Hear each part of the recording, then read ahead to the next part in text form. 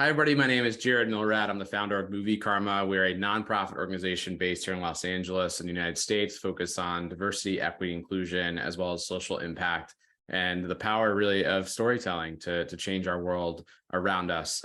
Today, I'm really excited to have a special guest in our podcast here, Rewriting Hollywood, with really incredible credits and experience, who has a really powerful film. His name is Clement Virgo. He's returning to the big screen with a really staggering adaptation of a novel called Brother, and it's a film about the sons of Caribbean immigrants, Francis and Michael, who face questions of masculinity, of identity, and of family among the pulsing beat of Toronto's early hip hop scene. Clement has a lot of experience as one of Canada's foremost film directors, and has won many awards. This film had its world premiere at TIFF in 2022, and is set for release on August 4th here in 2023. So Clement, thank you so much for joining us. It's a really powerful film, and glad to have you on the show. Thanks for having me. Absolutely. Let's dive in. I want to start with your background, if you don't mind. You've, as I mentioned, had a long career and lots of recognition. But before that, can you just tell us a little bit about your upbringing? This is, I feel like in many ways, some quite a personal elements to this film. Tell us a little bit about just what inspired you to go into filmmaking, and was that a path you always wanted to do, or did you shift direction along the way?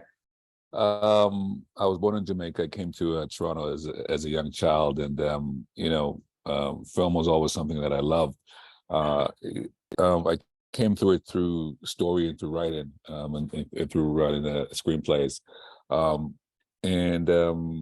It's at some point in my early 20s that I thought, what is it that I really wanted to do? I wanted to make films, and so I ultimately changed from a career. I was in fashion for a while, buying clothes, buying menswear, and which I still love. And then I sort of switched and thought, you know what, I want to make films, kind of like Tom Ford, but in the opposite direction. Right. Yeah. Yeah. Interesting. So you were in fashion first. So what was that process like for you? I mean, it sounds like you were writing from early on, and you knew that this might be of interest. But did you have mentors? Did you have folks guiding you in that process? No, it was when I was about 13 or 14. My sister bought me a VCR for my birthday, and so I would record movies off of the TV back in the day, commercials and all. And so up here in Canada, there was a couple of shows that specialized in old films, black and white films from the 30s, 40s, and 50s, and I would record those films and watch them. And so that's how it started. But it's also started from when I was a child. Growing up, the first films that I saw were a lot of films that end up in a third world, films from Hong Kong. The kind of Bruce Lee films, the Jimmy Wong Yu films, these sort of martial arts films.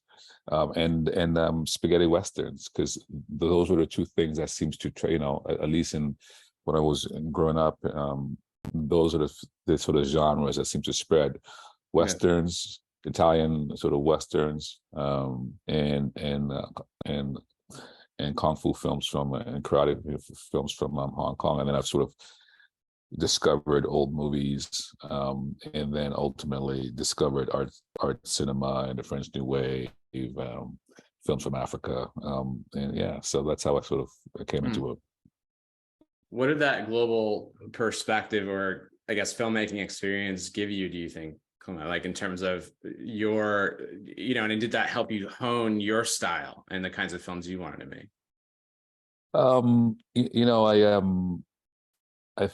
I think as a filmmaker, I kind of ingested all those different genres, and I ingested all the things that I loved. Of course, in the 80s, growing up in the 80s, you saw all those sort of the obvious ones, it's Star Wars of the world and the diehards of the world, and then kind of like what Hollywood cinema was pumping out, these Mm-hmm.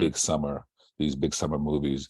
But in terms of my own style, when I decided to make my first film, they were always personal. They were always in some ways related to my immediate experience. And I went to a school here in Toronto that was set up by Norman Jewison. It's kind of like it's the Canadian Film Center, which is kind of like the AFI in LA. And Norman Jewison, who was who directed In the Heat of the Night and Soldier Story and Moonstruck and Rollerball. He was a mentor to me, and so whenever I would make a short film or when I made my first feature film, he was the one that encouraged me to continue to make films. And were you able, through that encouragement, to find, collaborators, support, or was it pretty challenging early on? Because, I always think about the young filmmaker listening to these conversations. Mm-hmm. How do you navigate that? Well, yeah, when I was in film school at the Canadian Film Center, I met another, young filmmaker who wanted to be a producer, and so we kind of joined forces. He, Damon De La Vera, and I sort of started this little company, and then we started making films. And so I would say to any young filmmakers who are in film school or starting out, the people that you're starting out with are going to be your collaborators for the next 15, 20, 25, 30 years. And it's not uncommon to see people that went to film school together work together for years. And so I would encourage anyone who's listening and who's trying to find out, if you're a writer or a director, or you're trying to collaborate, the people that are around you now, seek out like-minded people who want to make the same kinds of films, who share your values and who have a similar taste. Try to sort of foster connections with them and try to make films. Yeah, it's interesting. I heard Steven Soderbergh recently said the same thing, that the benefit of going to a place like film school is at least to find your crew, literally your collaborators for decades. Yeah, literally, yeah, and because that's where you spend those like 2, 3, 4 years with the same people, and you start to kind of gravitate towards each other in terms of arguing about movies. The best conversations I had about cinema was in film school. I remember I had a big argument about, we had to show films at one point, pick a film that we loved.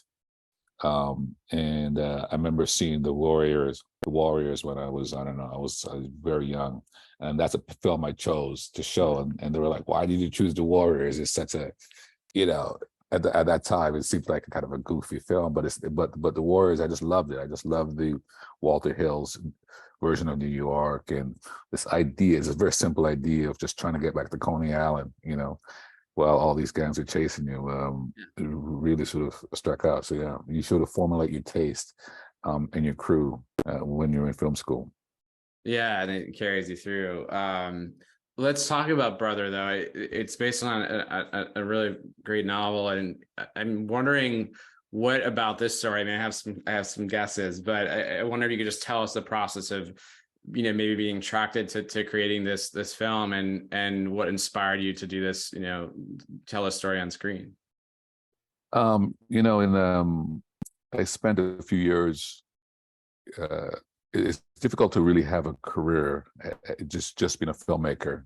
What I mean by that, being a writer, director, producer, it's very, very difficult now. So I spent a few years doing television, where I would direct shows like Billions or Empire, or I did that Dahmer recently, and I'm working on a new show for Netflix now. And so I was at a point where I was ready to kind of get back to being a filmmaker, being in my own head and being a writer director. And so when I read this novel, a friend recommended it to me, and I read it. I was very moved by it. It was a world that I knew, because I grew up in this world.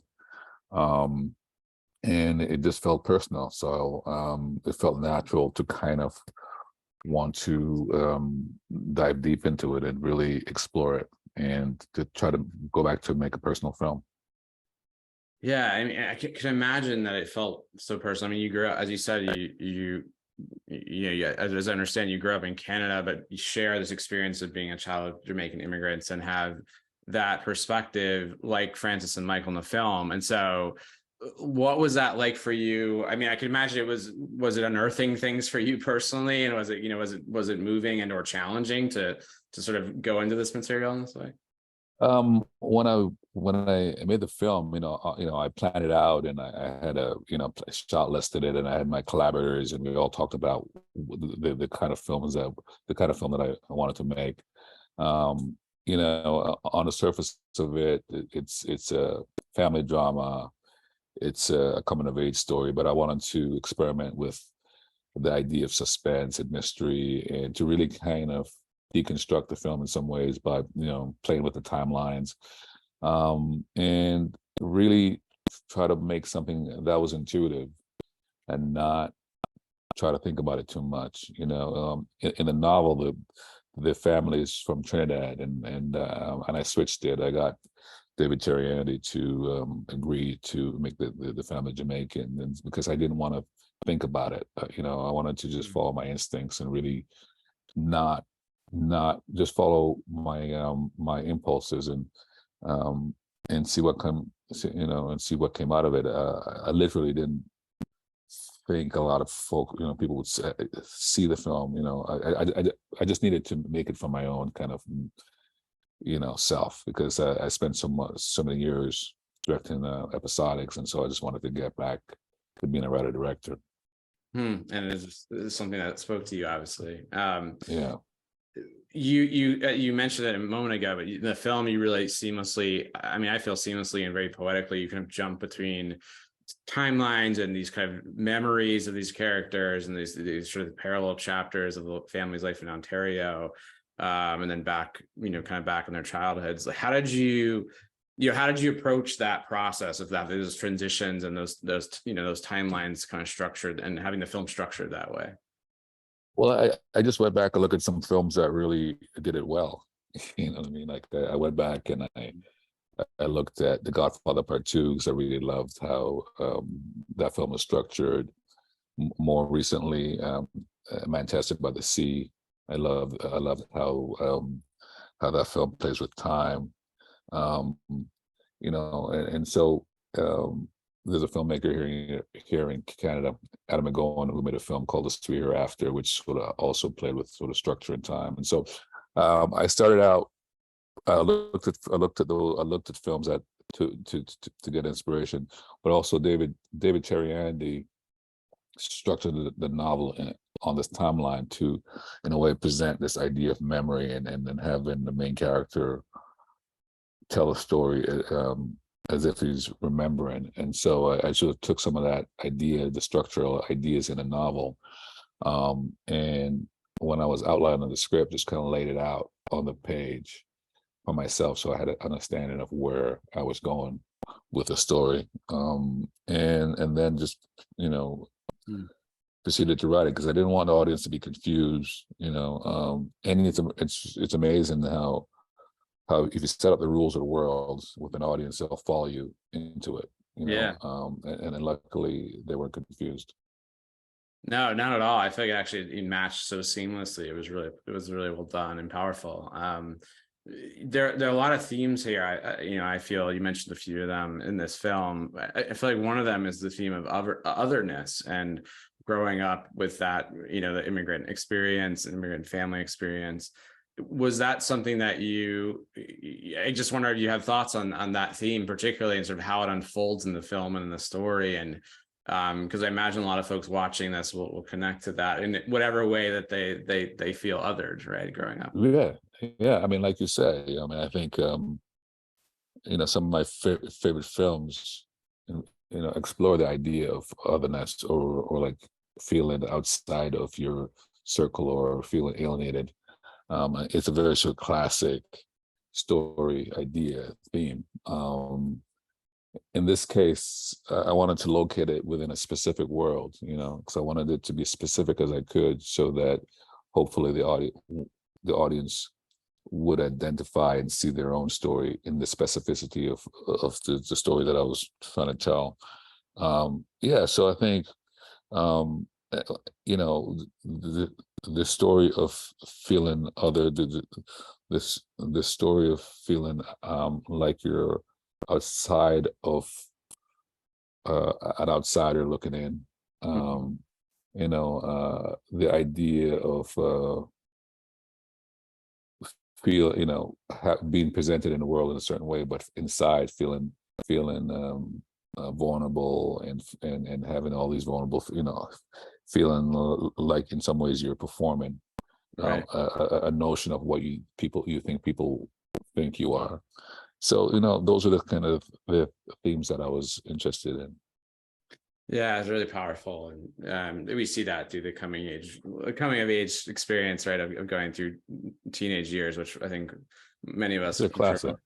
Yeah, Yeah, it's like from Rebel Without a Cause, yeah, to in a number of films, to like Pretty in Pink. yeah. Right. You name it, comedy or otherwise. Yeah. There's also this powerful theme of brotherhood, of course, and I was thinking of my own brother. I think a lot of people watching, I'm sure, will think of their sibling, and that relationship, which can be can be really fascinating, obviously depending on the age difference and if you had siblings and so forth. But I wonder if you could just talk about that, working with the actors on that relationship, which is so moving and connected, but also just this theme of brotherhood and that sort of those sibling type of relationships. Yeah. I mean, I think part of your hopes when you make a film, and you present it to the audience, is that they will recognize their own relationships in the film, no matter where you come from. And so I have a younger brother, and so I wanted to kind of explore and investigate those feelings that I have for my brother, and try to present that in the story. Francis is very protective of his younger brother Michael, and they're very different in terms of the way they present themselves in the world. Michael is he's very much an introvert. He's very much someone who sits on a sideline and observes the world. And Francis is, in some ways, he is sort of a classic extrovert. He's a center. He gathers people around him. He's in some ways, he's a leader of people. And he's on the surface, is physically strong. He's tall. He's a beautiful specimen, but inside he's vulnerable, and he has all these mixed feelings inside of him. And so, I wanted to kind of explore the intimacies between these two young men, and it's because it's hard, it's not rare, but I don't think we see enough intimacies between young men on screen. Yeah. I was just going to ask you about that, this other piece of masculinity, and kind of like you said, there's sort of it's a combination of what the world wants us to be. Right. Yeah, I mean, someone said particularly for Black men and how Black men are portrayed on screen, but also the experience of being Black at least in North America, in the United States, Canada, I imagine too.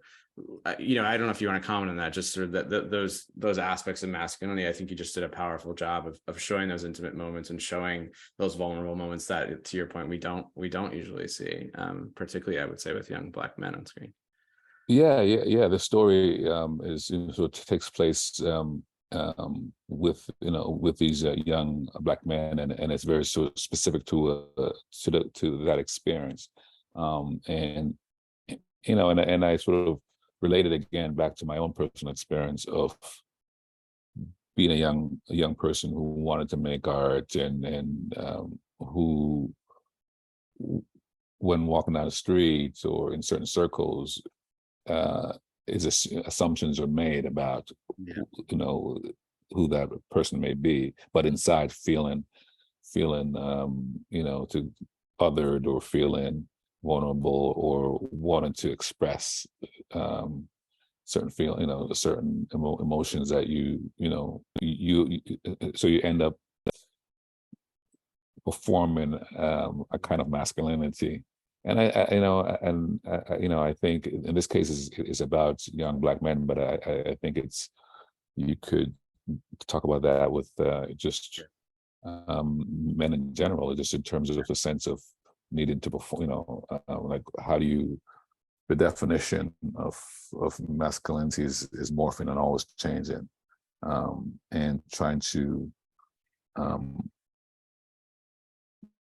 be a version of yourself that moves through the world with confidence and being thoughtful, and also being open and vulnerable. Yeah, well said. And I think that it is very universal. And I think people watching it, I'm curious too if you've heard from young men watching in particular, because I think there's a lot there. There's a lot there that guys don't talk about.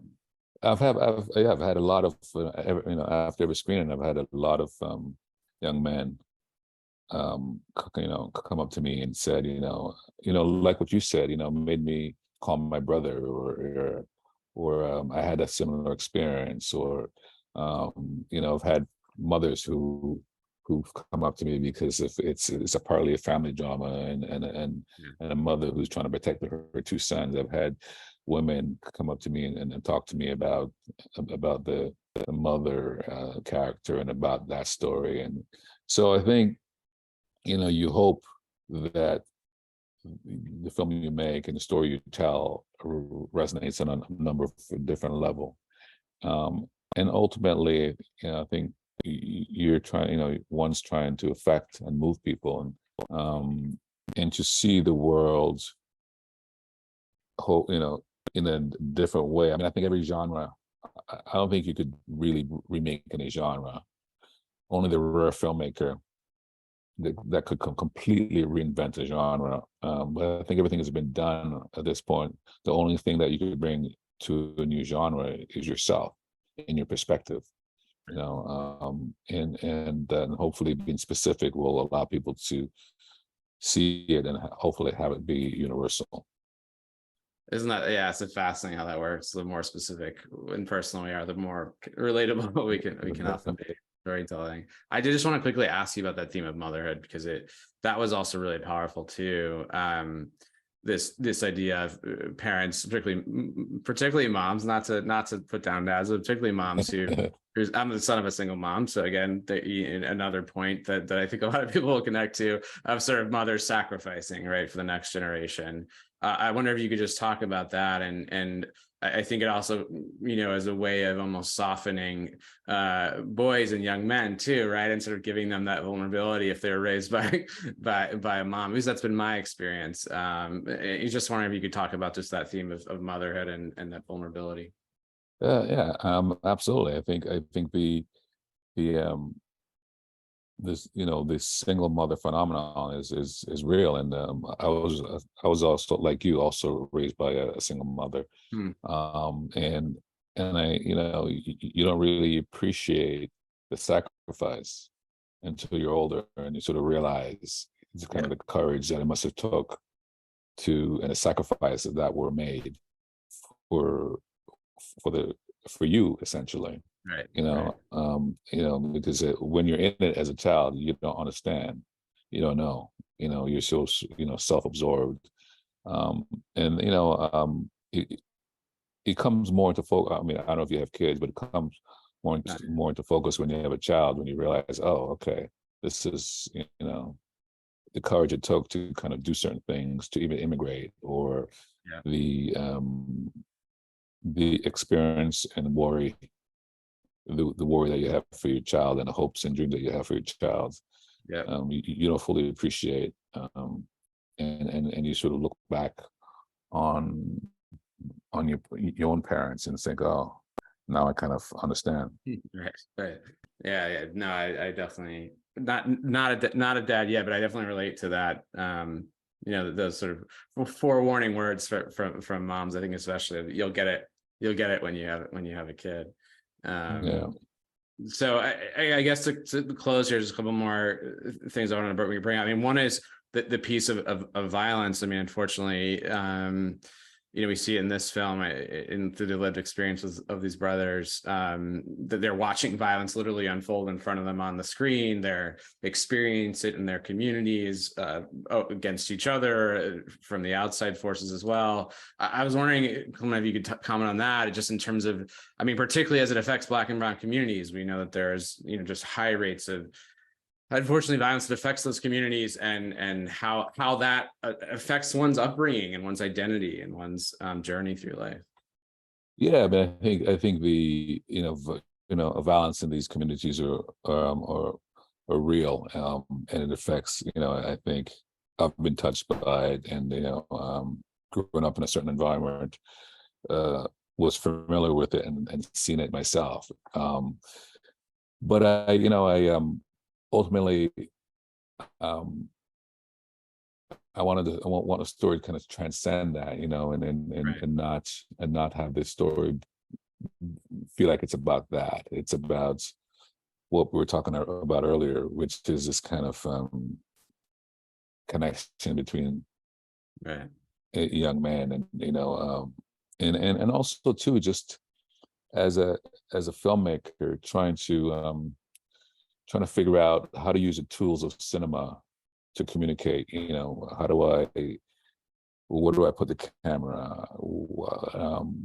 How do I tell as much story within a frame as I can?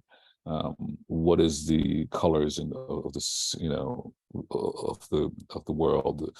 What is the style that I want to tell it in?